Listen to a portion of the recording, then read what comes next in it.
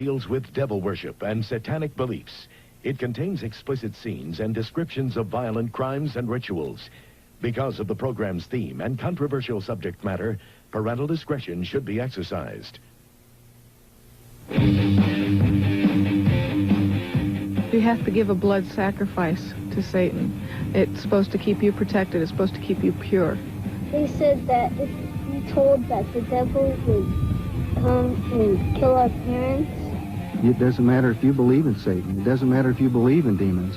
What's important is to know that there are people out there that do, and they're willing to do anything to accomplish their goal. Satanism is more than a hodgepodge of mysticism and fantasy, more than a Halloween motif. It's a violent impulse that preys on the emotionally vulnerable, especially teenagers, often lonely and lost. It basically started out like with the killing of animals. Then there's always the heavy metal music, and drugs don't help. It attracts the angry and the powerless, who often sink into secret lives. They asked me if I had ever thought about killing somebody just to watch them die, and they asked me if I would like to join a satanic cult. Possessed by an obsessive fascination with sex and drugs, and yes, heavy metal rock and roll. Satan, child. Often Satanism seems to be a personal psychodrama, a kind of license for strange, sometimes violent behavior. A bloodbath would be a cleansing and a purification of a planet that has been dirtied and degraded for too long. Sometimes it's just half-baked mumbo-jumbo and scrawled symbols, but other times it goes deeper, deadly. Tommy died as brutally as his mother did, but at his own hands. I loved him dearly, but he also took my wife who I loved. Satanism goes far beyond teenage obsession. Today there are cults that worship the devil, engage in secret ceremonies, believe in ancient, though bizarre theology, all of it constitutionally protected, as long as no laws are broken. I believe that hate is necessary in a controlled way just as much as love is necessary. The other face of adult Satanism is violent and fiendish, centered on sexual ritual and torture, frequently descending into the vilest crime of all, sexual abuse of children. He has drawn pictures of child being sacrificed. He's talked about animal sacrifices. He's disclosed molestation. And what of their own children? Some are born into satanic cults and grow up as lifelong members. Others are desperate to flee, but dread the penalty of grotesque death. They're going to catch me, it don't matter. I could run and run and run. They're always going to catch me because they're all over. And beyond the mayhem and monsters, it's said that a nationwide network of satanic criminals exists. Start with the warped and wicked Charles Manson. It's everything that human beings don't understand. It's all their fears. It's what they're not sure of. You dig what I'm saying? Satan to me would be God. Or the demented son of Sam killer David Berkowitz. These and others purportedly linked to the devil worship underground. Here's Satan. Here's Satan. Here's Satan. It's all over the United States and probably all over the world because it's just something that people are experimenting with now. Impossible to measure, easy to doubt. The very mention of it invites ridicule. Come out. No, I won't let her go. No. Often the choice is to avoid confronting it, ignore it, find other explanations, or laugh it off. That is not the choice we have made tonight. We have chosen to ask why. Via satellite, we'll be asking the youngest person on Oklahoma's death row, just 17 when he killed in the name of Satan, why he murdered his own parents. And to Southern California, where we will ask the parents of children in the notorious McMartin preschool why they claim their kids were satanically abused. And to London, where rock star Ozzy Osbourne will tell us why he feels he and heavy metal music are getting a bum rap. And to the state penitentiary in Angola, Louisiana, to ask convicted killer Charles Gervais why he thought the devil would award him 10,000 souls. The Investigative News Group presents the Geraldo Rivera Special. Devil Worship. Exposing Satan's underground.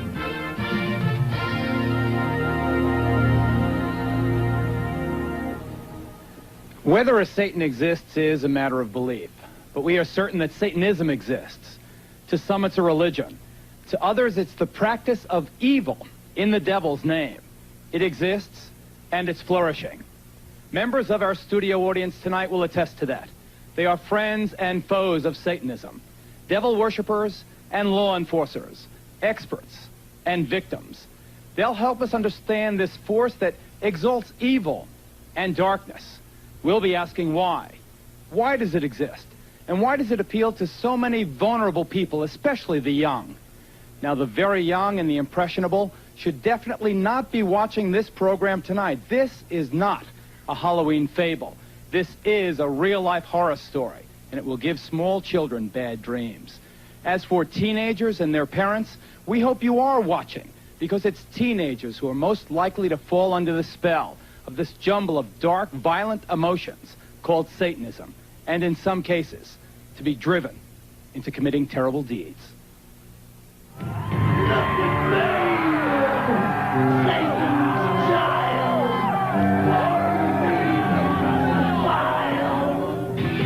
Being into heavy metal doesn't necessarily mean your kid's also into Satanism, and most of these fans are not.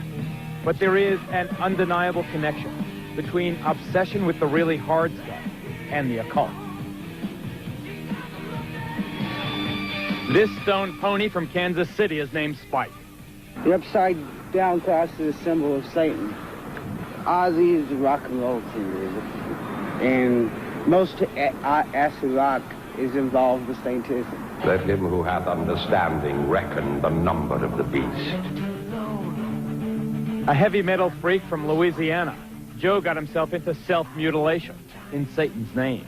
We'd cut our arms and let the blood drip into a cup, and we'd pass it around and drink from the cup, from each other's blood. Kim from Colorado also practiced the gruesome ritual. Violence with blood, we like to see blood, and we used to eat blood and stuff like that. Drinking blood as entertainment is apparently a staple in the acts of heavy metalists like Wasp. My life became centered not only around the marijuana I was smoking and the booze I was drinking, but it became centered around Satan. Although Satanism is more obvious in the lyrics of groups like Megadeth, Slayer, Venom, and Iron Maiden, in St. Petersburg, Florida recently, satanic symbols filled the air at this concert by Danish-born King Diamond. How much can you influence kids? I think people are too clever to be influenced by watching a band or listening to an album to go out and do the same. Because if they were that easy to influence, watching the news, you get the real thing. And everybody knows that right into your living room. Personally, I am a Satanist, a practicing Satanist. But we never tried to preach that religion to anybody. Bull. An avowed Satanist, Diamond's protest that he's not preaching is belied by lyrics laced with references to death, graves, and evil. Of course, to some, it's just rock and roll rebellion. Satan has nothing to do with this kind of a concert. It's just an outlet to have a good time. Parents think, oh, Satanism, their kids. It's killing their kids. It's not killing their kids. The parents are screwing up in the beginning. We're the next generation. And united!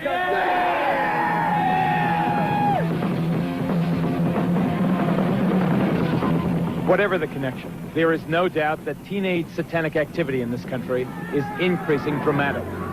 In Bayou country in southwest Louisiana, one persistent problem has been grave robbing. So what do they take out of these tombs? They take out the bones, okay, especially on the older type grave sites as this, because our understanding is that the right little finger has something to do with their culture, and they make a necklace out of them and they wear them. A necklace out of the right knuckle? The right knuckle. And the graffiti is no longer John Loves Mary. Death chamber, the point of no return, this says. As you walk into the main vault, it's a devil's pentagram, 666, the sign of the devil. Over here, a bloody skull and crossbones. In Maine, a dozen churches were defaced with satanic symbols. In California, New Jersey, Alabama, and elsewhere, police have found inverted crosses and the remains of mutilated animals. But by far the most frightening of all are the reports of teenagers killing other kids in Satan's name. Item, Douglas County, Georgia. I'm sorry for you, young lady, and I sentence you to a term of life in prison. I'm sorry for you, and I wish you good luck. Remove her from the courtroom, Mr. Sheriff. 17-year-old Melissa Ernest and two other teenage members of her coven admitted drinking her 15-year-old victim's blood, then dancing around her still warm body. Now listen to this report from a small town in Maine. Yesterday's conviction of Scott Waterhouse for the murder of 12-year-old Giselle Cody may finally bring an end to talk of a satanic cult in the town. Item, Long Island, New York. Police arrest 17-year-old Ricky Casso for the ritual murder of 15-year-old Gary Lowers. Casso gouged out his victim's eyes. As we've seen, the level of violence in these crimes committed in Satan's name is often appalling and savage, brutal enough to shock even hardened police officers. Detective Paul Hart thought he had seen everything. Then this veteran New Jersey officer saw how a suburban teenager murdered and mutilated his own mother. I believe that evil will once again rise and conquer the love of God. If this pact is to your approval, sign below. Just barely 14 years old, Tommy Sullivan had written this contract with the devil before he butchered his mother with his Boy Scout knife. The murder took place in the basement of the Sullivan family home. As we came down here, we found Mrs. Sullivan laying on the floor just about in this area here. Describe the condition of the body. It appeared that her throat had been cut and a good portion of her face had literally been slashed away. Tommy died as brutally as his mother did, but at his own hands. What did Tommy then manage to do to himself? What wounds did he inflict on himself to kill himself? His first self-inflicted wounds were a series of wounds to his wrists. 3, if I remember correctly, deep enough to actually sever the arteries and the tendons in his arm, enough to snap back his wrist. And after doing that, he literally slit his throat from ear to ear with this 3.5-inch knife from the windpipe all the way back to the spinal column, and to the point of almost taking his head off. Understandably unable to live with the gruesome memories in their family, Tommy's father and younger brother have moved out of state. Do you think you can ever find it in your heart to forgive your son? I don't know. I loved him dearly. But he also took my wife, who I loved. How could this happen here? To a nice boy from a good Catholic school and a fine middle-class family. Sure, he was obsessed by the symbols. This is what his room looked like on the night of the murder and suicide. But heavy metal is not answer enough. You're a veteran of Vietnam. Had you ever seen anything that brutal? Certainly in an area like this, in a town like this, in a neighborhood like this, you don't expect to see that type of violence. And it was brutal. It was brutal, and there's few of us that will forget that. Nor do you forget these drawings Tommy made just before he killed himself. But you continue to search for the reasons. What made Tommy? What made the others do it?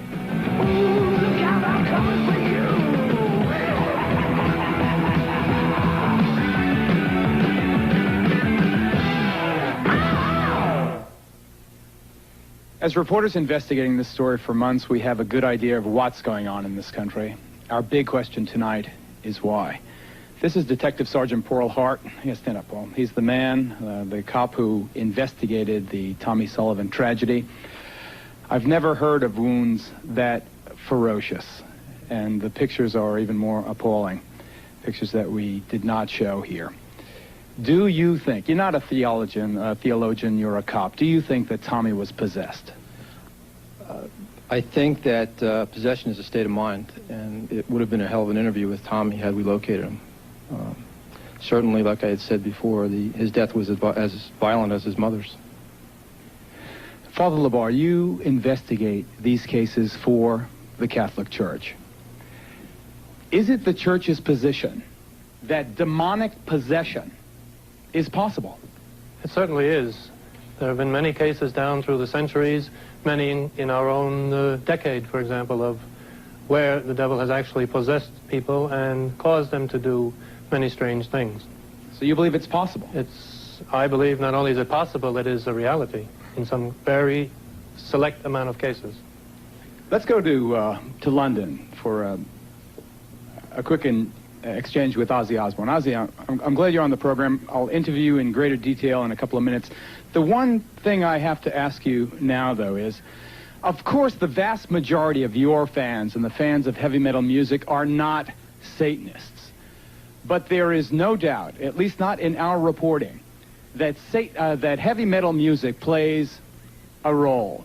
Every single kid whose case we know about, who committed a violent act in Satan's name, was also into heavy metal music. What's your response to that, Oz? Well, I don't really know. All I do is make music. You know, I don't sit down and purposely plan to freak everybody out. I mean, I always have played heavy metal music. I suppose when I was younger and I started writing songs, my world was kind of dark and dingy. You know, I came from a working class family who had nothing, no dough, no prospect of ever having much money, and so that's how I saw the world as a child. And so, I mean, not all my songs are about Satanism. Of course. In fact, if you stand by, Ozzy, because I want to get to Sean Sellers, who's the youngest kid ever to go on death row in Oklahoma. Sean is a kid who murdered his mother, murdered his stepfather, murdered a convenience store clerk. What did Satanism have to do with it, Sean? What did Satan, do you feel, have to do with, first, your murder of that convenience store clerk? Satanism was, well, the murder was because it was a, how do I say this so that you can understand it? It was a sacrifice to prove allegiance to Satan, to prove my hatred towards society and everything. Well, hatred towards society is one thing, Sean, but how does Satan make you commit murder? Yeah, but Geraldo, Sean, in that particular situation, Sean Sellers... This is Tom Wedge, an expert in Satanism, who is with Sean in the Oklahoma State Penitentiary. Yeah, right. Go ahead, quickly. Sean had broken every one of the 10 commandments except thou shalt not commit murder. And after he worshipped before the altar and asked for powers from Satan, he went out to do this. Technically, it was a human sacrifice. Okay, I got to move on. You guys stand by. We'll get back to you. Stay with us, ladies and gentlemen. We're going to get into the mind of another all-American boy who came under the influence of Satanism and took part in a crime without passion or motive. He and his pals beat another classmate to death. We'll be right back.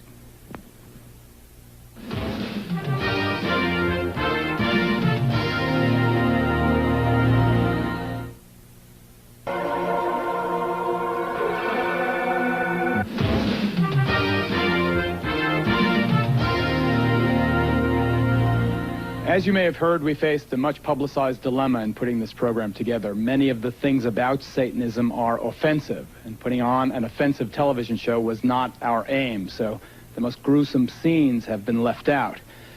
Now, what we've kept is strong. We think it's strong enough to get across an effective warning. Satanism can be cause for concern. Its roots are anywhere. Its roots are even in the very heartland of this country.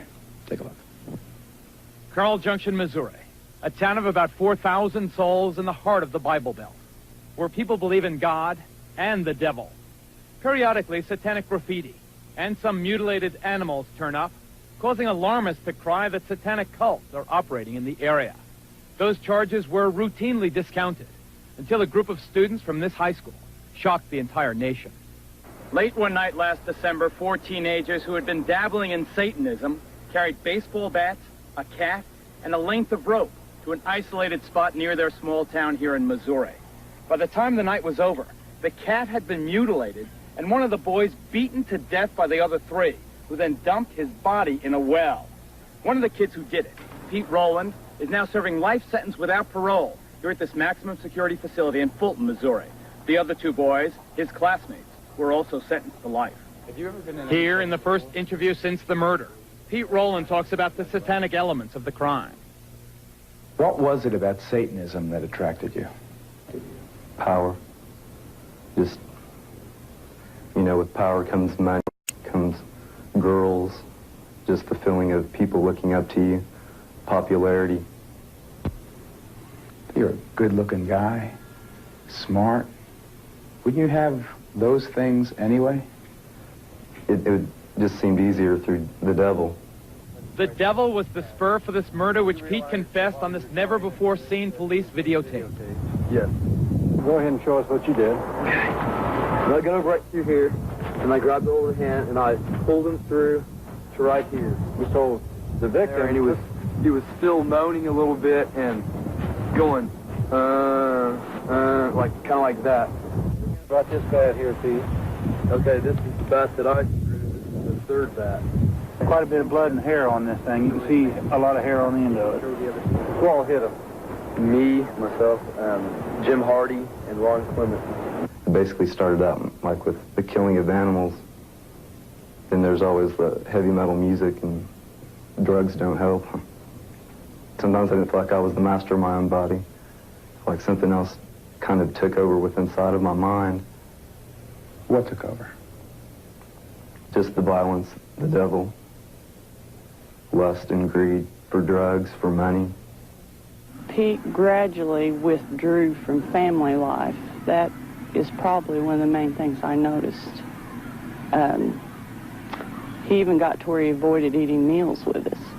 He listened to the music, heavy metal music, every opportunity. Another example of the link between heavy metal and teenage satanic crime. Describe what this music did to you. It was kind of like in the way of when we killed animals, it was just like, it would just things would go through my mind, and I could see the thoughts, I could see me hurting someone, you know, torturing people, and just along with the words too. Some of it was just all hail Satan and ripping apart, severing flesh, gouging eyes, things like that, you know. And after you listen to this, you know, 3 or 4 hours a day, every day for, you know, years or months, and it can get to you. Why did you choose this guy as your victim? Why Steve? Just because he was a human. Just because we could deceive him easy. The boy deceived was 19-year-old Stephen Newberry, who then took the first of some 70 blows as his classmates swung their baseball bats. I kind of looked down and I heard a pop, and I knew what it was. And I looked up, and Steve's eyes were real big, you know. And he just said, you know, why me? Why me? And he just looked like he was really sad. And someone said, because it's fun, Steve.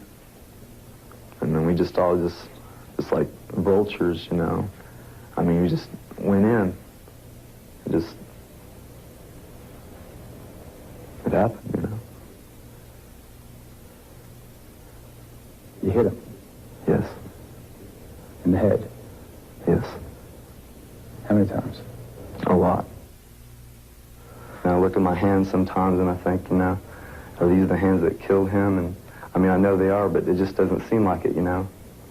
I don't want, you know, I would never want to kill anybody again. I mean, right after we did what we did, I felt real empty inside. I felt like I could never love again, you know. I felt like a zombie. The devil double-crossed you? Yes. It just leads to your own destruction. How do you know that now? Look where I'm at, you know. Look at my sentence. I mean, I'm in jail with life without parole. I feel very guilty that I didn't pay attention, that I didn't. There were some things that I saw that I feel like I should have paid attention to. I saw the album covers, and they're hideous. I just assumed that if they sell it, it's got to be okay. I saw satanic symbols on his bookwork, and I had spoken to him about it. Didn't mean anything, you know. I assumed it was a passing phase. I had my things when I was that age. I assumed that he had his. I assumed wrong. And I would advise anybody, if they see anything like that, to look into it. Don't ignore it. It doesn't pass. It's just something I'll never get over, ever. Parents, heed the advice of Pete Rowland's mom. Pay attention. Satanism is not a harmless fad or a passing phase in some of these kids' lives. Ozzy? Yeah? I know that your lyrics are less excessive than groups like Slayer or Venom or Iron Maiden or some of the others, but still, for some reason, maybe it's because you've been around for so long, I see tattoos of your name on some of these, teenage devil worshippers' arms. Wherever I see devil graffiti and satanic graffiti, I see your name also. Do you feel a sense of responsibility, Oz? The only responsibility I feel is the fact that I'm a true musician in what I play. I don't want to make anybody start doing all this devil worship crap, because that's not my intention. Although I have sang on a few songs about the devil, you know, that's about it. You know, I don't want anyone to harm themselves. What about the issue of responsibility? What about the whole thing about guilt? Do you feel responsible? I don't feel guilty. I feel kind of persecuted by everybody because I'm not a bad guy. My intentions are not to harm anyone. In fact, it's directly the opposite. Like when people come to my concerts, I want them to have a good, fun evening out, you know. And it seems to me that a lot of people judge the book by the cover more so, and they write things about me where they don't even know what they're talking about, you know. Well, there are lots of people out there, lots of people here in our studio audience who have a very different point of view. We'll get to them coming up next. A look into the dark soul of Satanism. Stay with us.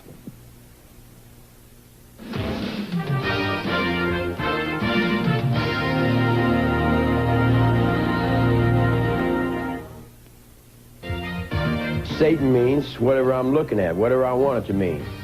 It's on my forehead. It's me if I can get up on that highway. It's me trying to save my air, my water, my trees, my wildlife. It's me on that cameraman. The Geraldo Rivera special, Devil Worship, will continue.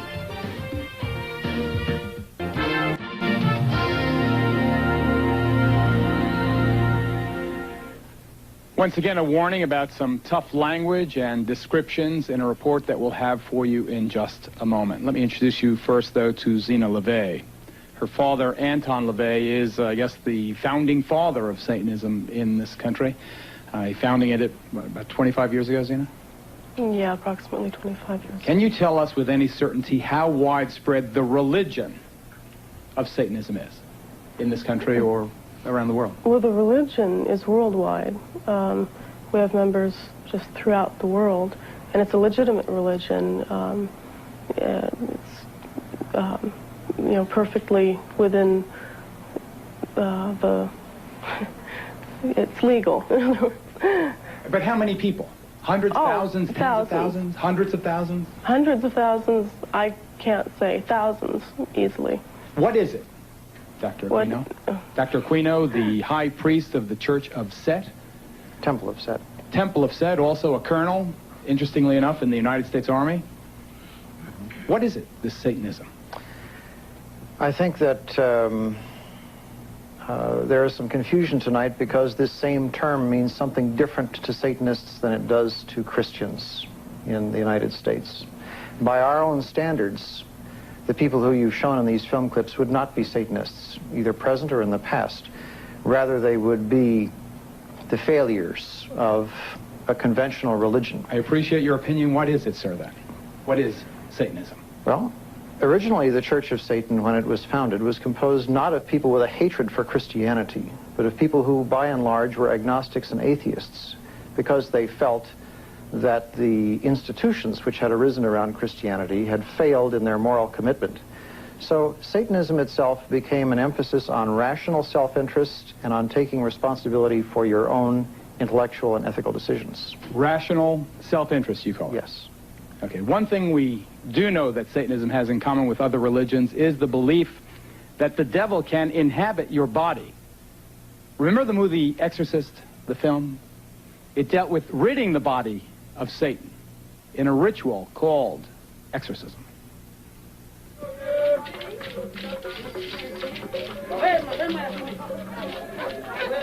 As we discovered in the heart of the Haitian section of Brooklyn, New York, exorcism is more than just a scene in a movie. It's a common aspect of some people's religious beliefs. Operating out of the back room of this religious curio shop, a voodoo priest regularly performs exorcisms. This one on a woman whose persistent stomach pains were thought to be caused by the devil inside her. I know you've been possessed by the devil for so many years. He been bother you. But today you come to me, and I'm going to let him know he cannot bother you again. With the help of several assistants, and accompanied by throbbing traditional music, the priest's incantations built to a crescendo. Then, in a moment of almost sexual release, the devil was purged from the patient. The chicken in death. The chicken take all the malady, all the sickness away from you. In every way, Southern California is a very long way from the heart of Brooklyn. But at the church of a preacher named Roy Masters, exorcisms of the devil appear just as sincere, far out, and dramatic. With a background in show business rather than theology, Masters claims the members of his congregation react so profoundly to the laying on of the cross because they feel and fear themselves possessed by the devil. Come out. No, I won't let her go. No. Devil worship is as old as religion itself. It's the grim alternative, the flip side of life. Evil over good, dark over light, Satan over God himself.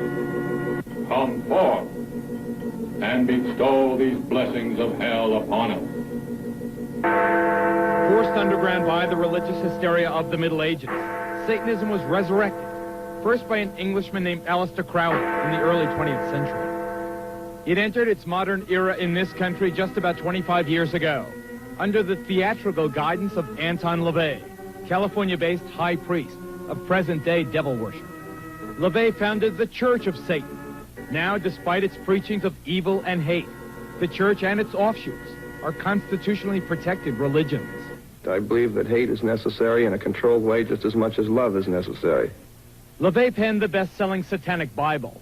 It's the handbook of devil worshippers everywhere. And for a time, he was considered chic enough to attract the attention of Hollywood. After working together on a film, LaVey made Sammy Davis Jr. an honorary member, while the late Jane Mansfield was for a time among LaVey's most passionate followers. Most of the people that are in my group are professional people, they're business people, they're people that are from very responsible walks of life. Contemporary Satanism relies heavily on bizarre and sometimes bloody ceremonies. One of the ugliest, yet apparently most common rituals in devil worship is the sacrifice of animals, often involving the removal of organs and the draining of their blood in elaborate ceremonies. Well, a series of cattle mutilations on this Louisiana farm has sent the shiver of fear through this entire community. Show me the evidence that this was some kind of ritual. Oh, this hole right here and the tail, they cut the tail off. The same thing with the ears. They cut the ears off. Right. So you two have no doubt that your animals were used in some kind of ritual. Right. Yes. All the blood was gone out of them, too. Every one of them, the blood was drained. No blood, no insides, eyes pulled out, everything. I'm begging for something to be done. I'm scared. In response to the animal mutilations and other mysterious and unsolved crimes in this area, the local fundamentalist church held an extraordinary service. There's been a lot of questions about, are there any witchcraft, occultism, Satan worshipers in the area? And the answer is obviously yes. The only way to deal with Satan, which is spirit, is by way of spirit. The preacher asked his flock to protect themselves with their faith, but some chose a more down-to-earth method. Brother Blunt, I believe in the Lord, and I believe in you, but I'm still going to carry my gun because I'm scared.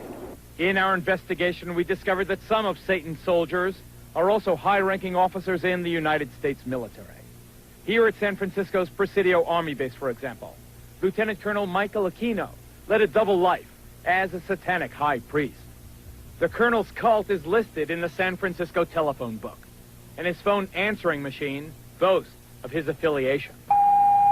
This is the Temple of Set. The temple is the only international satanic religious institution fully recognized by the United States government. Indeed, the Army does officially recognize Satanism as a legitimate religion and supplies chaplains with this guide for ministering to the satanic soldier. Yet unofficially, some charge that Army bases have become sanctuaries for devil worshippers. Just last month, under a full moon, I took a midnight tour of the Presidio grounds with police investigator Ed Abanovsky. Are you saying that there was a satanic cult active right here on the Army base? Yes, we believe so. There's evidence to substantiate that. They had satanic rituals going on. There's an altar in there, and all of the graffiti on the wall would indicate that. Let's see if I can see it. How'd you find this place? This was a fortification during World War II. During World War II, where they had gun batteries. I can see a pentagram painted on the wall. I can see the words Prince of Darkness. On this wall, I see several inverted crosses and other obvious satanic ritualistic paintings or symbols. Joseph, we've agreed to conceal your identity, but you are an officer in the United States Army. That's correct. And you were an officer in the United States Army during the time you were a member of this satanic organization. Yes. Did the authorities at the Presidio know that a satanic organization was active on their base during the time that you were a member? They were very much aware of it, yes. The present base commander, Colonel Rafferty, says that today, at least, I know of no satanic activities whatsoever in this area. Satanism may be a constitutionally protected religion, but similar to another recent case at the United States Military Academy at West Point. Here, charges surface connecting ritual child abuse at the Presidio Daycare Center to the devil cult. It was here, parents and others allege, that as many as 60 young children were ritualistically abused by soldiers of Satan. What actually was done to the kids? Oral copulation, sodomy, defecation. They were urinated on. The former chief juvenile investigator at the Presidio, Ed Abanofsky, is here. He's now a deputy sheriff in Santa Clara County. Colonel Aquino, we note, sir, for the record, that you were originally implicated in the dreadful charges of child abuse. We note also that no charges were ever brought against you, and presumably you have been cleared. Would you like to comment on why those charges were brought against you? Well, the entire time that the so-called child molestation scandal was occurring at the Presidio, the time period when these terrible events were supposedly taking place, I was assigned to the National Defense University in Washington, D.C., and my wife was out there living with me. But is it not a fact that a 3.5-year-old girl identified you as the alleged perpetrator of molestation? No, as a matter of fact, it is not the case. An accusation was made by her stepfather, who was an Army chaplain, speaking on behalf of this child. In her original interview with the FBI, she denied ever being molested. Well, I've seen you are innocent until proven guilty. You were never charged in this case. I don't want to belabor the point. I have seen, however, the affidavits for the search warrant of your home, and they indicate the child is speaking to the authorities, not her father. This was after she had been subjected to therapy.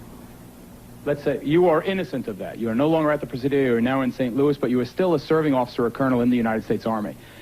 Do you feel it is inconsistent with a high-ranking officer pledged, sworn, to uphold the Constitution of the United States that you are also a practicing Satanist? Not in the least. The Army has known of my religion for the last 20 years.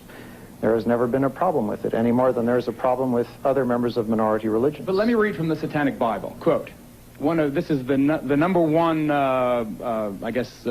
commandment. Death to the weakling, wealth to the strong. How can you believe this and still uphold the Constitution of the United States? Death to the weakling?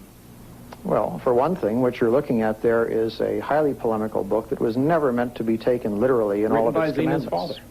Yes, and I'm aware of that, and I'm also saying that members of the Church of Satan understood that much of this book was in the form of a polemic.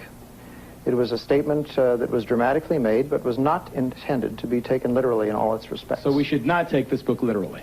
Correct. This is Dr. Walter Grote, would you stand, sir? Whose daughter was allegedly abused at West Point, the United States Military Academy. You were a captain in the United States Army. Aside from what allegedly happened to your daughter, which I know you allege was part of a satanic cult, and having nothing to do with this man, I state again for the record, what is your feeling, sir, on the fact that a serving officer in the United States Army is also a professed Satanist, a high-ranking person? Well, I think in this election year, we've heard a lot about values, Geraldo. We've heard a lot that our little children should be saying the Pledge of Allegiance to the flag. Mr. Aquino has identified himself as an antichrist. He preaches that as the leader of the Temple Set. I don't think I'm misquoting him.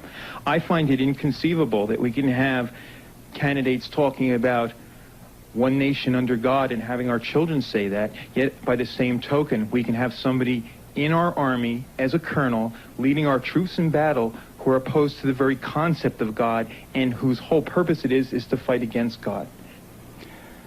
We have to take a break right here. Next, more on the connection between Satanism and violence, including more charges of the sexual abuse of children. If you have let your kids watch up until now, we urge you, ladies and gentlemen, we are not kidding. Get them away from the TV during our next report. We'll be right back.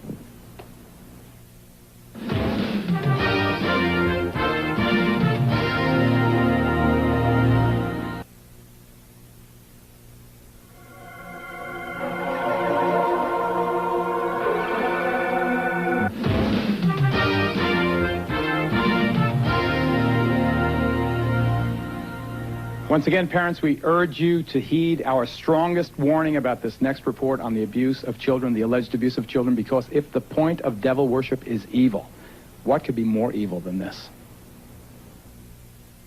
That's the baby right there. Right here? Uh-huh, it came out of her already. What'd they do to the baby? Then David took it and kept throwing it against the wall, and he killed it, and he took it in the house. No, you saw that? Yeah. These are pictures that can chill a parent's soul. They're a symptom that something dreadful, unspeakable has happened to the child. In this case, it's an 8-year-old boy from Grenada, Mississippi. They took us in an old caboose. And they had these things they called Spains. Spains? Yes, Spains. They stuck it up my butt. Who stuck it? David. Your dad? Uh-huh. Ow, did it hurt. 2 doctors have provided medical evidence that from a very early age, this boy has been repeatedly abused. His mother goes further.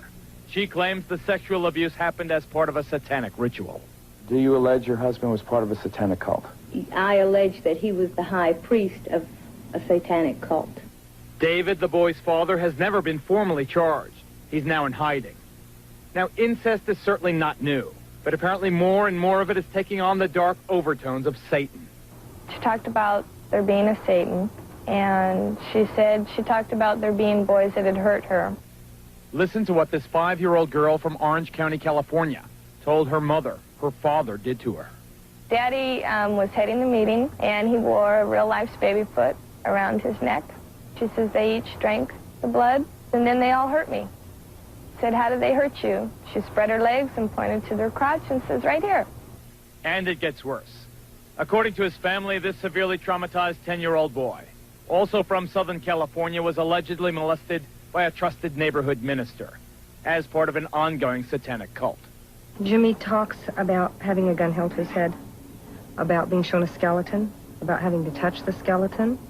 He has drawn pictures of a child being sacrificed. He's talked about animal sacrifices. He's disclosed molestation. In the very places created to care for children, in nurseries and daycare centers across the nation, there are increasing reports of ritual sexual abuse. The children of McMartin are still filled with lurid stories of their awful experience there. What did they say the devil would do to you? They said that if we told that the devil would come and kill our parents, and he said that we wouldn't live to be the age 9. What were they doing to you? Molesting me. What does that mean? What does molesting you mean? Touching us in places we don't want. And then they would, threaten us, oh, you don't say a word, else we're going to come to your house and kill everybody except for you, and we're going to send you to the devil and everything. And they would scare us really much. No region in this country is beyond the reach of the devil worshippers. Even here in the heartland of America, stories of ritual abuse crop up. The children you're about to meet were born into it. They say their parents forced them to witness bloody rituals, and even they say to participate in ritual murder. Now in the safe haven of a concerned foster family, the children are haunted by their personal nightmares. My dad was involved in a lot of it. Okay, he's like one of the main guys. He's a leader or something. He made us have sex with him and with other guys, and he's done it with other people. I don't know. I just don't like him. Tell us what else besides having sex with him and the other guys that made you do. kill kids and be there and involved in everything else that happened. And I had to be there. And if I didn't, he threatened, you know, like, you're going to be killed, or people aren't going to believe you if you tell anybody. Or I'll find you, you know. So he said there's no way out and you must do it. We found out she had been defecated on, that it was smeared all over her body and put in her mouth. My children have talked about all of those things and worse. They've talked about having to kill other children. Well, she told me about the time from as we think was about a year and a half, 2 years old, when this was the satanic cult that she was involved with. And she was made to take a gun and put it up to someone's head. It was another child, and pull the trigger. One of the greatest difficulties in reporting a story like this one is that so much of it sounds so outrageous, too dreadful, too bizarre to be true. Well, here in Nebraska and elsewhere across this nation, concerned citizens have gotten together to defeat that disbelief. This organization is called Believe the Children. Its guiding principle, that the stories these young victims are telling are too widespread, too consistent not to be true. The stories are so outrageous, and I am such an honest person, I assumed everybody would believe me. And to this day, I'll get in the middle of a story and I'll think, they're going to think I'm crazy. This sounds crazy. But when you begin to hear this same thing time and again, different stories, but the same horrible underlying things, the same behaviors in the kids, I just want to scream. I'm a stranger. I come up to you and you tell me this story and I say, I don't believe you. How do you react? What do you do? I just say, well, that's your right not to believe it. But someday, if you see something or you hear something from somebody else, just remember what you heard from me. If we were lying, I don't think we would come up with such good lies. Are you telling us the truth? If this isn't true, I mean, you can do anything you want with me, but it's true. So sad. Let's go now to the McMartin preschool parents who have gathered for us in Los Angeles. You recall that case, notorious case. I must state for the record, however, that the charges against most of the defendants have been dropped. Charges are still pending against 2 of them, however. We know that the parents and the children allege child abuse. What is much less known is that they say it was ritual abuse as part of a satanic cult. Whoever is the designated spokesman there, please tell us why you believe this was part of a ritual cult, abuse as part of a satanic cult. Well, the easiest reason to that question, Geraldo, is the fact when the children started talking, they started talking about robes and candles. They described an Episcopal church. And once they started narrowing that down, you could see that it had to be satanic. It's very important in satanic religions to have a priest because they truly do believe in power. The difference only between Catholicism and the Episcopal religion is almost done. They both use wine, they both use bread, and so on. The truth about Satanism is they truly do use blood, and they mix it with urine, and then they also use the real meat, the real flesh. This is what makes Satanism true, and this is what 1,200 molested kids in the city of Manhattan Beach have told the Sheriff's Department, and it's an outrage that we are where we are with this case, and these poor unprotected kids that have, that's a third of the school system in the city of Manhattan Beach has been molested. We have 8 preschools closed here. This is the child molestation capital of the world. We have more preschools closed in this city than any city this side of Detroit, and I'm not picking on Detroit. Right. You may have heard of a case here in New York recently where last year, actually, a little 6-year-old girl called Lisa Steinberg was murdered, allegedly by her own step-parents. Well, that trial for the murder of that little girl opened here in New York today. There were some shocking developments. The defense attorney stated that in some way the parents, or at least one of them, was a member of a satanic cult. That just today here in New York. We're joined now by Maury Terry, author of The Ultimate Evil. He has been studying this and other satanic cases. Why do you believe the satanic cult had something to do with this case of Lisa Steinberg? Well, in the first instance, Geraldo, the police removed demonology books from the Steinberg and Nussbaum apartment in New York. In the second place, I have seen writings done by Hedda Nussbaum, the mother of Lisa, if you will, in which she admitted that she was involved with a cult on Long Island that practiced rituals and conducted pornography and were involved in child pornography. What's this? Here is Hedda's diary. This is her own diary? Hedda's appointment book diary from 1983. You can expect to be subpoenaed after this, sir. Yes, and in it you can see here that Hedda was calling deprogrammers, cult deprogrammers, back in the fall of 1983 in order to try to get herself out of this group in Long Island that she had gotten involved with. You have a sketch drawn by Lisa? We found in the Steinberg apartment a sketch drawn by Lisa in her own hand. Look at it, ladies. Book. That's drawn by Lisa Steinberg with the satanic pentagram on it and with the descending crescent moon above it. This, I was told, confirmed by a principal involved in the case, that this was the costume that Lisa wore at the rituals on Long Island, and that the costume scared her. I was also told by a principal involved in the case that they put makeup on Lisa in order to make her look more like an adult, and she hated wearing the makeup. The prosecution is trying to present this case as a simple homicide. What I'm saying to you here now is that there is a lot more evidence in this case. The case goes much deeper than is being portrayed as going, and this evidence that we're revealing here tonight should certainly graphically illustrate that fact. We'll be right back, folks.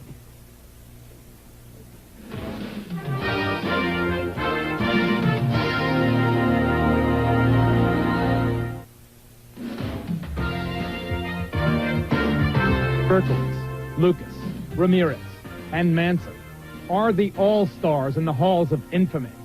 But the vast majority of these ritual murders are not the work of the celebrated psychopaths. There are literally hundreds of cases most of us have never heard of.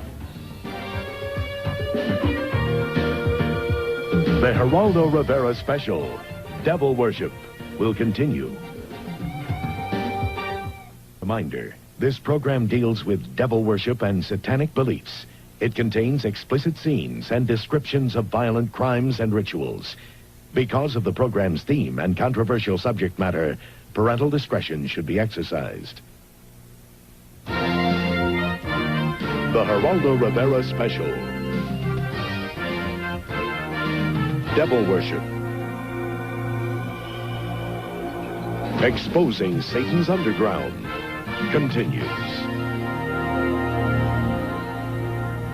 Welcome back. The subject is Satanism, and I've been asked repeatedly where the idea to do it came from. Well, it goes back to someone that I interviewed for our special last spring on murder and the frightening fascination verging on adoration that so many people felt for this person. A murderer who would have us believe that he is the incarnation of the devil. Here's Charles Manson. Okay, I killed everybody since day one. I murdered them all. I'm God and I've killed everybody. Or the devil. Oh, the devil, yeah, you could use the word devil or demons or whatever you want to call it. Mostly the devil in your world, eh? Well, okay, I'll play. There's no game I can't play. There's no game I haven't played. You are the devil. Yeah. Okay, I'll be the devil then.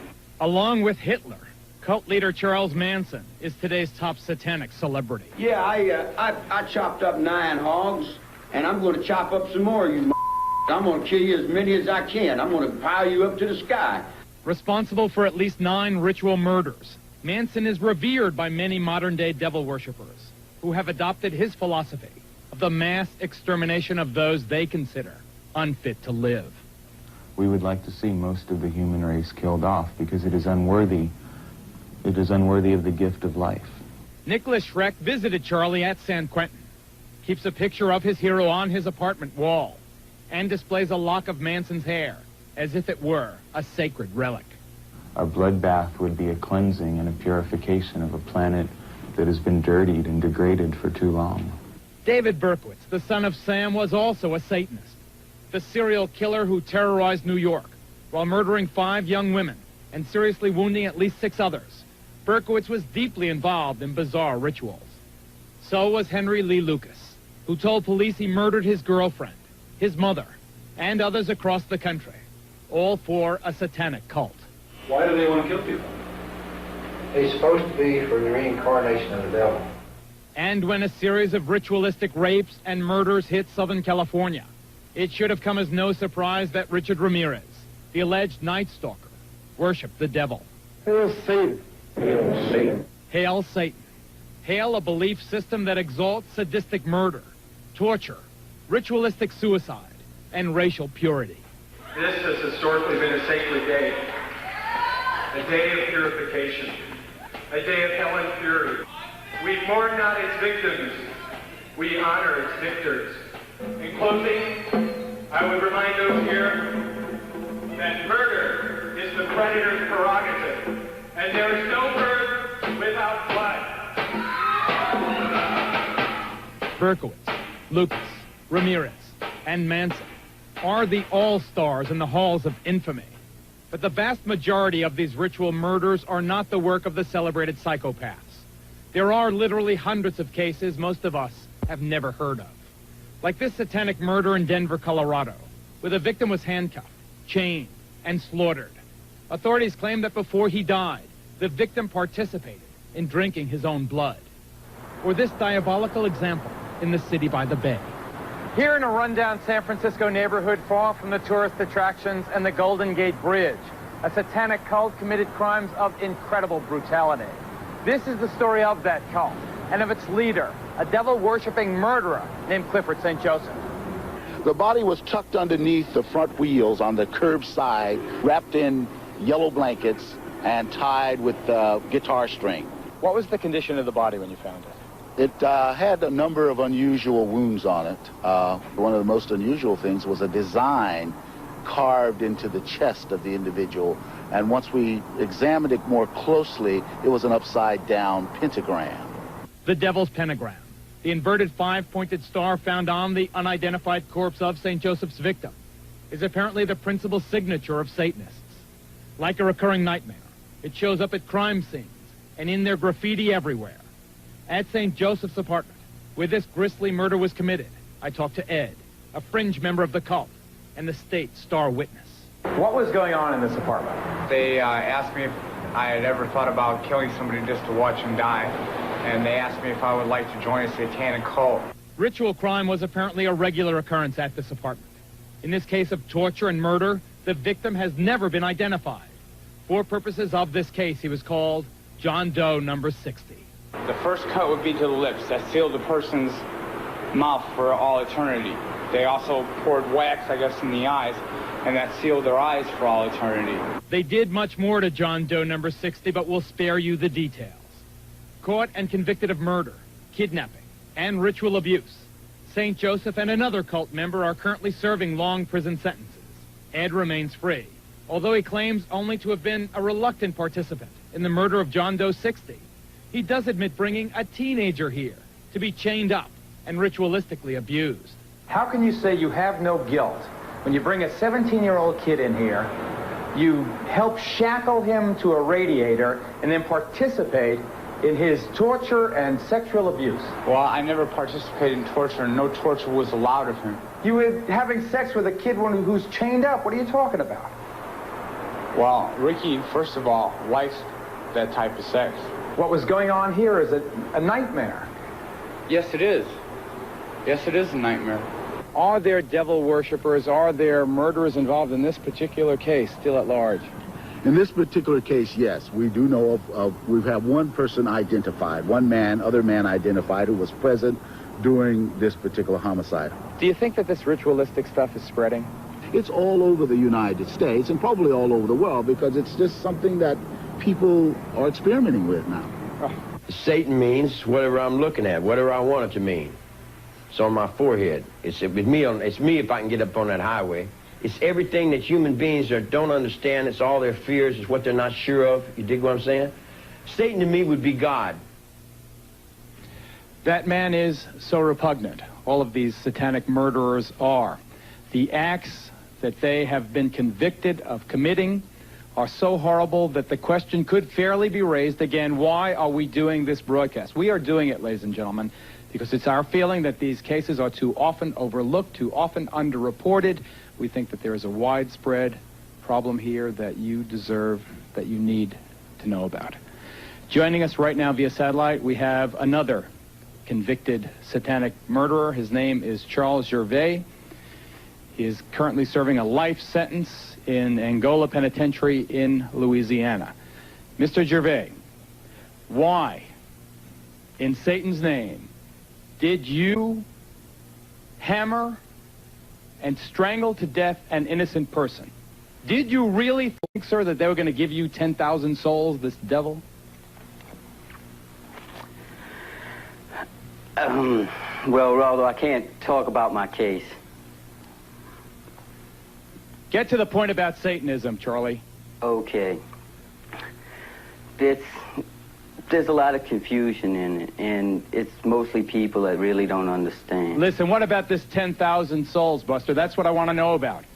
Well, that's what I've got into Satanism for. Why? Why? Because it possessed power. Where were you going to get this power? Where were you going to use this power? In hell. In hell. You're going to kill a person on earth to get the power of 10,000 souls in hell? Are you sick? Nope. Why aren't you condemned to die? Why aren't I? Yeah. Did you use Satanism as a defense? Yes. Ted Gunderson, FBI veteran, former head of the regional office in Los Angeles. Is there a network of these satanic murderers in this country, do you allege?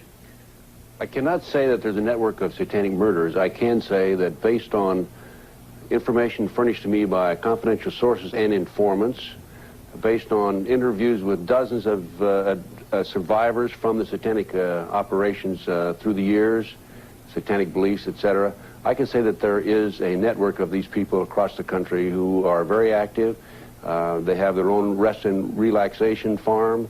They are in contact with each other. It ties in loosely to the drug operation, ties into motorcycle gangs, and it goes on and on. They have their own people who are specialized in surveillances and photography and in assassinations. After this commercial break, we're going to have the anatomy of a satanic crime, showing you why law enforcement has had such a difficult time coming to grips with the strange, shadowy world of satanic crime. Stay with us.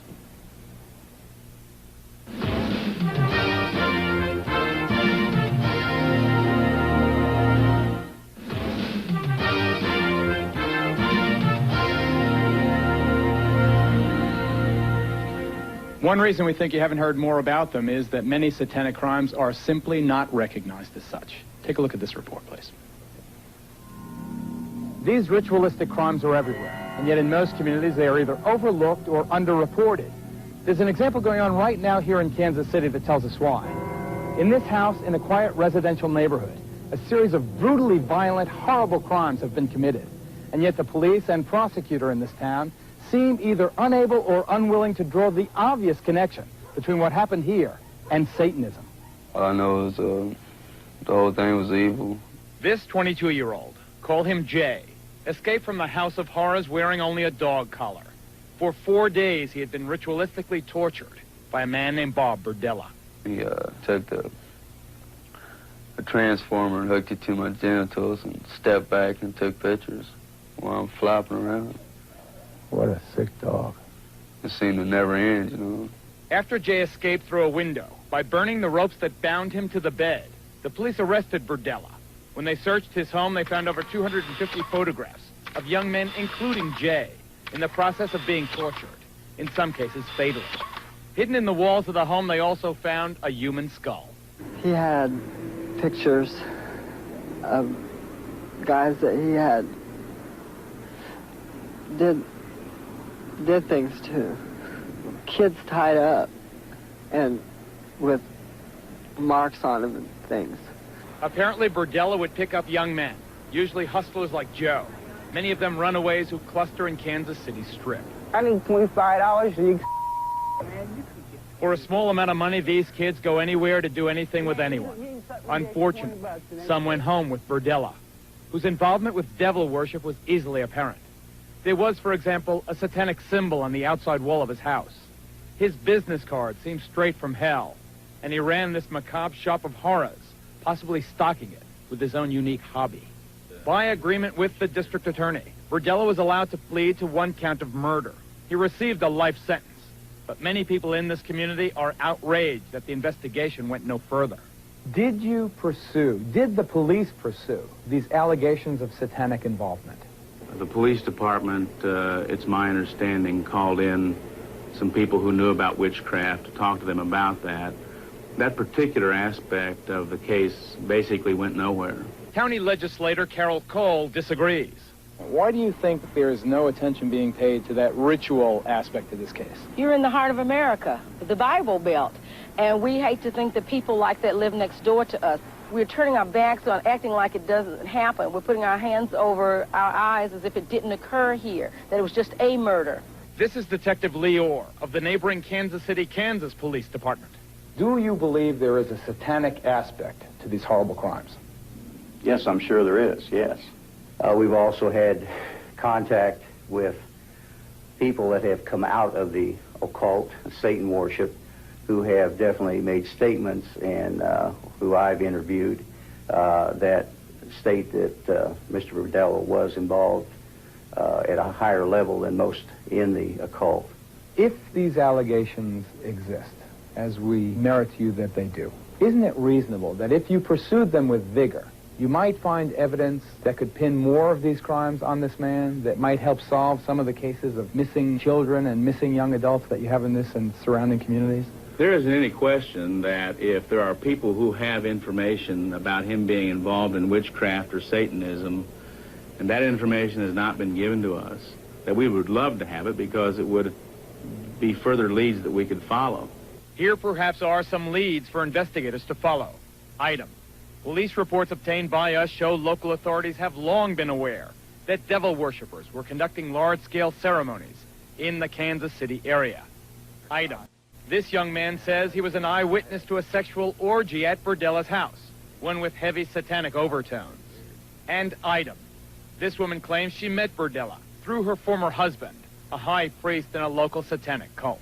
We were at a meeting in the area, and he was up on the platform in a throne, which symbolizes that that sacrifice at that particular meeting was for him, was done for him.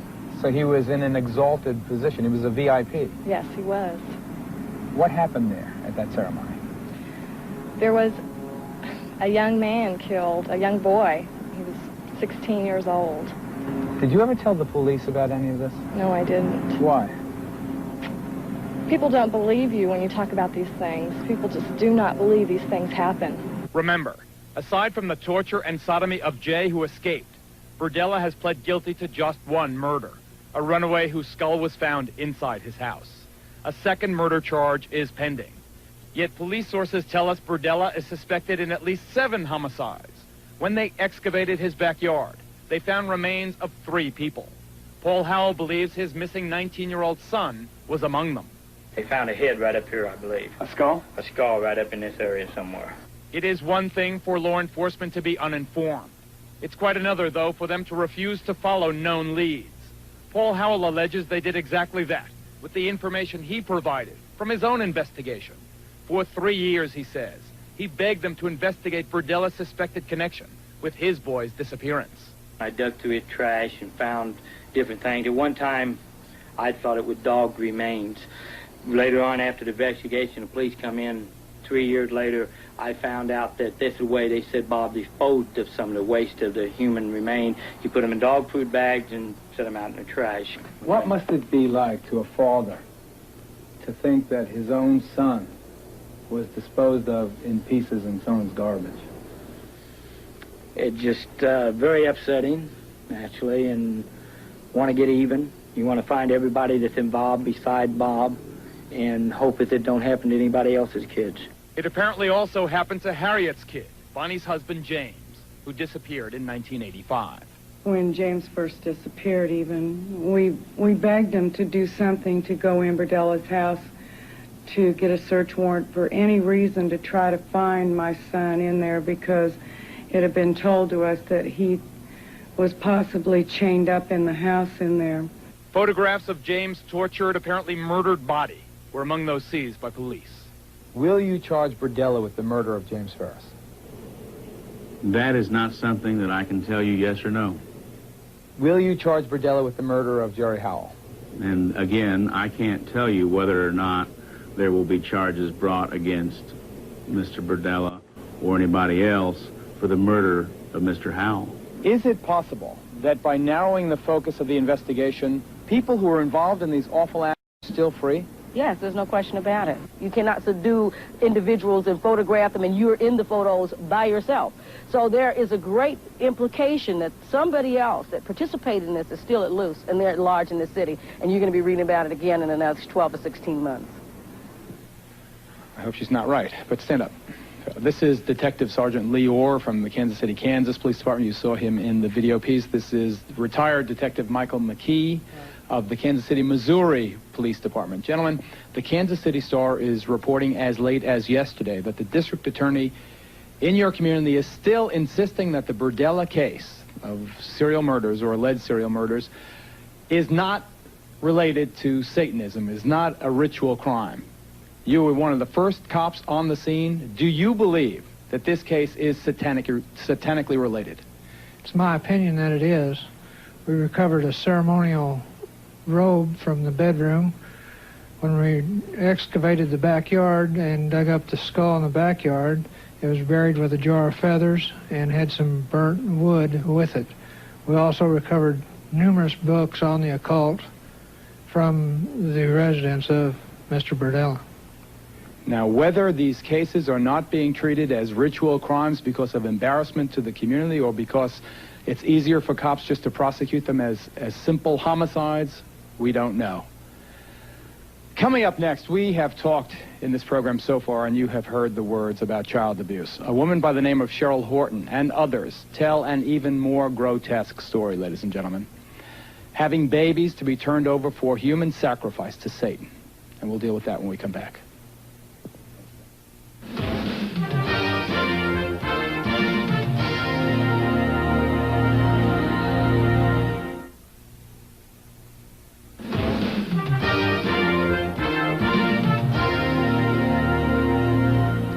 I think sometimes that, ironically, on television, when you give a disclaimer, it has exactly the opposite to the intended effect, and more people tune in than tune out. I'm going to say this as straight as I possibly can. I am begging you, if you're a parent and you've got kids there, that this subject is just too upsetting for your young children. Please get them out of the room or change the station. We urge you to exercise parental discretion. It has been established, as you have already seen on this program, in courts of law now, that human sacrifice is sometimes an element in rituals performed by people calling themselves Satanists. There is no longer any doubt about that, though just how often it actually is done is obviously impossible to know. The ideal sacrifice, we are told, apparently requires babies. And there are those people in satanic sex, including mothers who have belonged, who tell of babies being bred for sacrifice. Take a look, please. Read what they do, Guy. They use blood in their rituals, and the blood that has the most power is baby's blood. In the classic horror film Rosemary's Baby, Mia Farrow is drawn into the clutches of a satanic cult and is married to the devil. This is no dream. This is really happening. She conceives the Antichrist, providing the group with a living symbol of Satan to be worshipped and adored. God is dead! Satan lives! As sickening and unbelievable as it sounds, bearing children for use in satanic rituals may really be happening. My daughter, who I named Wendy, was sacrificed at birth with an upside-down cross and then taken outside and buried. My son, they kept and let live till 2 years old, and then he was sacrificed. Michael and I had a son, and he was dedicated to Satan at birth, and at 6 months of age, he was sacrificed to Satan. It is most common for the heart to be taken from the child and offered to Satan. These women say they speak from personal experience. They claim to be breeders, forced by covens to bear children, both as a way for the cults to get new members and to find fresh victims for ritual murder. Did you give birth to infants who were sacrificed? My first two Were sacrificed? were sacrificed. I was told it was the highest honor I could ever do as a woman, was to sacrifice my first two. And you did that? I was so brainwashed, I believed their philosophy. Jackie tells us she was able to escape her satanic cult. Today she helps other women, like Donna, who are trying to break free. You killed your babies? Take the skin off. You skin the baby? You take the baby's skin off? Do you feel remorse? Have you told the police? I had to do what I had to do, or I'd be killed like the babies that they made me watch killed, and that they put in my hand. They said, "Obey, or this is you." Jackie, you have some pictures drawn during the therapy sessions by the people who've been through this. Why don't you show me some of them? This picture is a person remembering skinning children and babies and hanging it out to dry. Until skinning them, taking the skin off alive while they are alive, and skin them until they die. And that's how your babies died? They took a little patch about 3 by 4 off of her stomach, skinned her, and said, "We'll skin you all the way if you talk or cry." You learn not to cry real fast. I don't cry. For their part, mainstream Satanists strongly deny these gruesome allegations. Zena is the daughter of Anton LaVey, founder of the modern-day Church of Satan. That's a popular misconception, too, is that children are sacrificed at the altar, or that animals are used for sacrifices. And it's a horrible, horrible misconception. This is real hard for the police because they can never find proof, and that's because the bodies are sometimes consumed for communion, sometimes burnt, sometimes put in concrete. For proof, the women offered a few grisly photos. But as the Satanists are quick to point out, the images of death and decay are impossible to verify. These middle-class housewives that are worried that we want to abduct their children are barking at the wrong tree, because we wouldn't want anything to do with their whole mediocre and corrupt lifestyle. Because the charges are so bizarre, most mental health professionals distance themselves from the entire area of Satanism. But here in Denver, Colorado, the Bethesda Psychiatric Institute has become the first in the country to devote an entire department to treating the victims of ritual crime. Can we believe these stories of sacrifice? I believe we need to believe them. They sound bizarre. They sound beyond the capacity of human beings. But the stories we receive are tremendously consistent. Is this an epidemic? I believe involvement in Satanism is increasing. I believe it is present in many communities around our country, and I believe it demands our attention. But somebody is apparently trying to discourage scrutiny. We've talked to therapists who treat ritual abuse victims, and they tell us of the threats they've received. I have direct knowledge of both death threats on a therapist and an attempt to end that therapist's life, which was unsuccessful. Here in Chicago, a group of well-known therapists from all over the country had the courage to share horror stories of threats and intimidation. Therapists have been directly threatened in ways that are quite alarming to them. A patient indicated to me that she wished to sacrifice the child with which she was pregnant. Naturally, I wasn't too enthusiastic about this. Shortly after this occurred, I started to get telephone death threats. One of the things that I would add is that we are now hearing these reports from literally hundreds of therapists in every part of the United States. Someone out there is telling us to back off. Still, the greatest toll seems to be on the women who say that they have bred babies. Babies that were sacrificed for Satan. I will probably have nightmares tonight about it, as I have about my Joey that I have been talking about. I wake up screaming for him now in the middle of the night. I dream that he's lost and I'm trying to find him. Sickening, so incredibly outrageous, so incredibly unbelievable. But Zena LaVey, are these women lying? You have to understand that every single thing you've given as examples of Satanism here are completely from a Christian standpoint. That everything you've put forth as being considered satanic is not considered satanic by my standard or my definition of Satanism. Lying? Well, have the bodies been found? Where are they? Cheryl Horton, who joins us via satellite from Los Angeles. Cheryl Horton. Zena LeVay, a Satanist who A, points out that this is not in keeping with her teaching, but B says, where is the proof? Where is the proof? Why is there no proof if what you're saying is true? Hi, Geraldo. There's no proof for a fact of one thing. They burn the bodies. They either do that, they'll chop them up and dump them in the ocean, or they'll pour them in concrete, or they take and they use them for communion and eat them and then make bones out of the tools. Cheryl, listen. These The people stories, are doing murders. let me They're not interrupt gonna you. leave. Cheryl, please, Okay. let me interrupt you. The stories, dump in the ocean, chop up the bodies, these things, they sound like they can't be happening. Ted Gunderson, respected law enforcement professional, recently or retired now from the FBI, former regional director of Los Angeles. Do you, sir, believe that these dreadful allegations of babies being sacrificed are true? I absolutely believe it, without any doubt.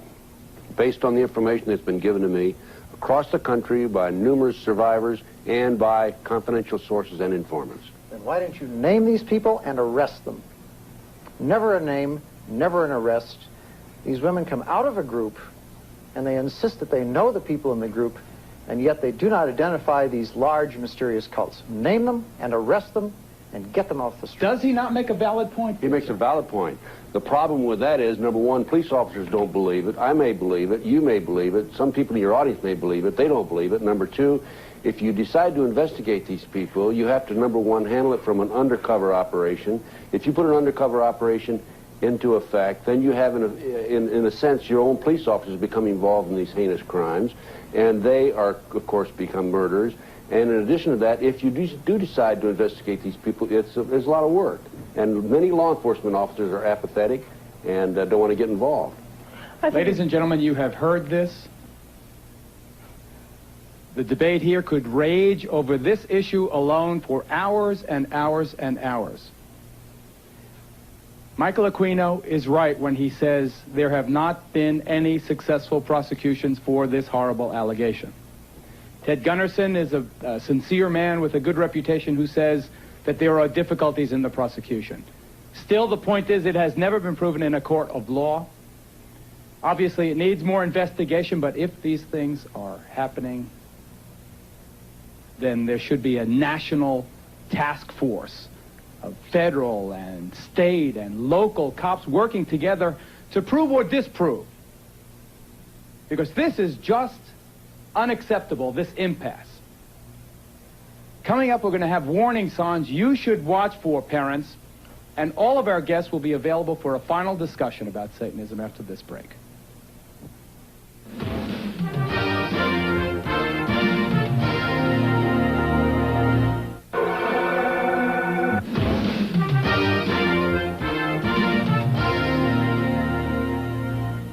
Father LeBar, from the point of view of the Catholic Church, is this something Catholic parents, and I'm not singling out the Roman Catholic faith, obviously this affects children of all races, colors, creeds, religions. It seems particularly strong, as you've seen over the course of the last 2 hours, to be very strong in the so-called Bible Belt among fundamentalist Christians. But from the point of view of the Roman Catholic Church, is this something for parents to be concerned about? Something very much for parents to be concerned about, because in our Catholic theology, we know the power of the devil. We know the influence that the devil can have directly and indirectly. And whether you want to deny it, as the Church of Satan people want to do, or call it by another name, it doesn't matter. It's the power of evil, the force of evil, and it's that thing which disrupts ordinary human life, which, as we've seen, happening so often. So it is necessary for parents to beware and be Dr. careful. Aquino, is it the force of evil? Does it disrupt? Is it a force for everything negative? Well, if you're talking about Satanism as legitimate Satanists define it, absolutely not.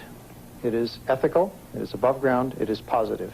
If you are talking about the devil as it is defined by religions such as Father LeBar's, then it is, in fact, a symbol of degenerate behavior, and this is part of our problem tonight. Should we have warnings, sir, the way we do on cigarette packs, for people coming into your houses of worship?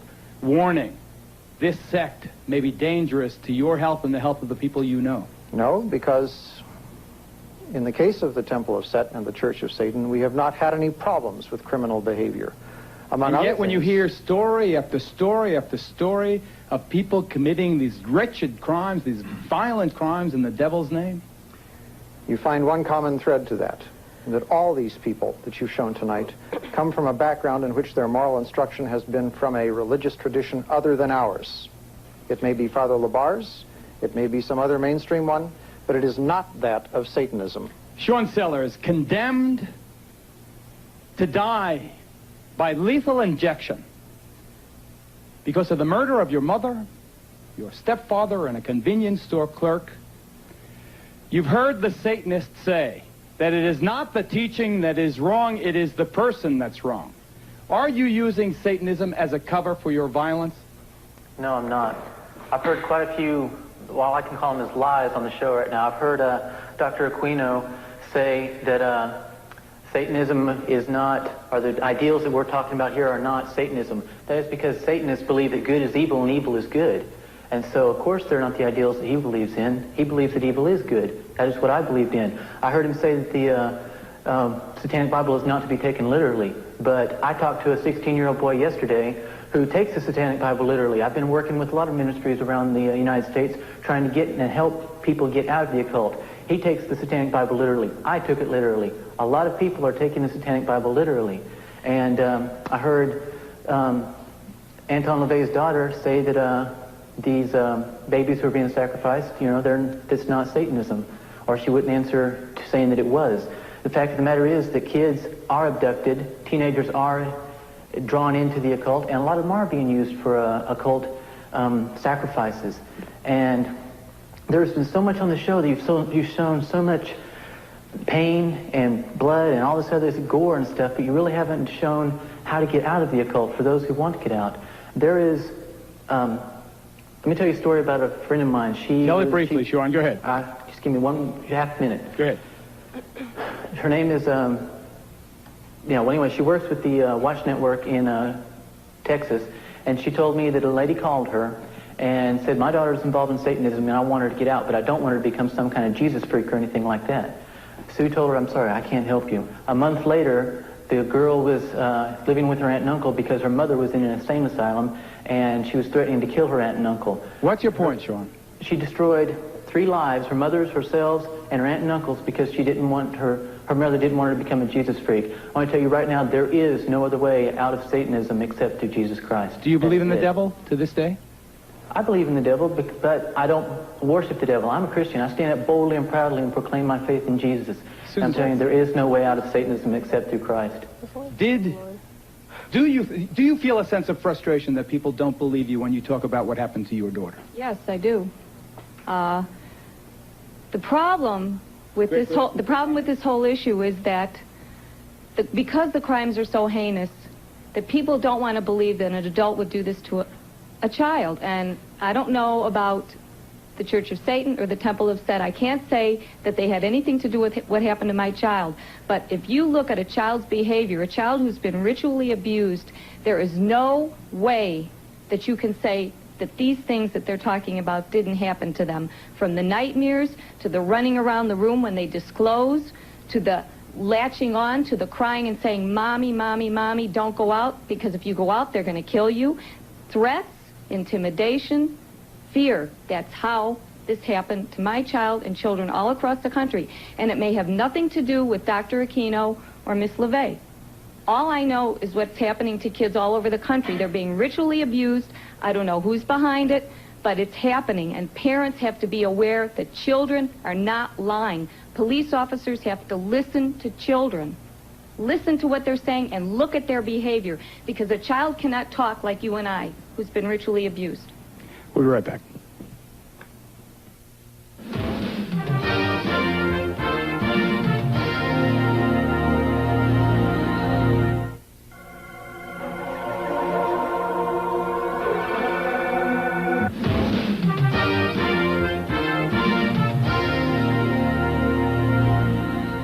All of us know that life is not safe. Every day we face the possibility of crime and disease and accidents and disasters.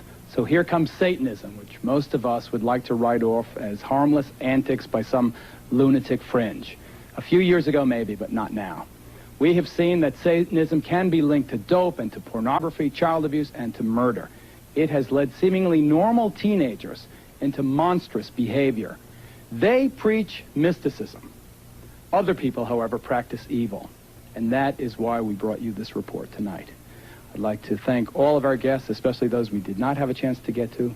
I'm Geraldo Rivera, ladies and gentlemen. Thank you very much for watching. We'll see you next time.